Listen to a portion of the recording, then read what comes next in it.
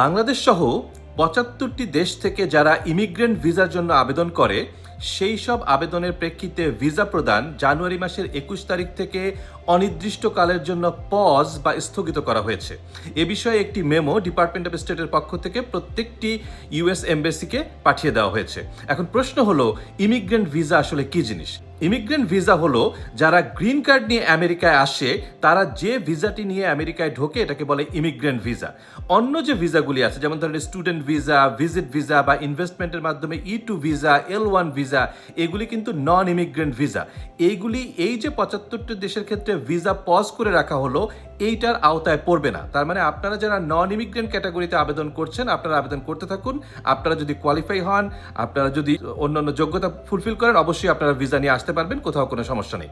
এমনকি এই যে ইমিগ্রেন্ট ভিসা যে পজ করা হলো, এখানে ডিপার্টমেন্ট অফ স্টেট বলেছে তারা স্পেশাল সিচুয়েশনকে কনসিডার করবে এবং স্পেশাল সিচুয়েশন যদি ডিমান্ড করে এখনও কিন্তু ভিসা দেওয়া হবে। কিন্তু এখানে আমার প্রেডিকশন হলো এ বিষয়ে আরও অনেক ব্যাখ্যা বিশ্লেষণ আসবে, কারণ এখানে অনেক কনস্টিটিউশনাল ম্যাটার আছে।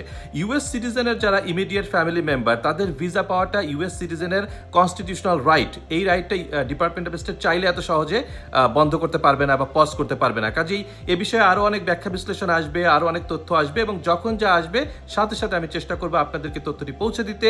আপাতত শুধু এটুকু জেনে রাখুন, কোনো ধরনের নন ইমিগ্রেন্ট ভিসা এই যে ভিসা পজ এটার আওতায় পড়বে না। আপনি যদি স্টুডেন্ট ভিসা, ভিজিট ভিসা বা E2 visa, L1 visa, O1 ভিসার মতো ভিসা আবেদন করতে থাকেন, করতে পারুন। ভিসা পাওয়ার ক্ষেত্রে এই যে নতুন অধ্যাদেশটি জারি হচ্ছে এটার কোনো ইম্প্যাক্ট পড়বে না।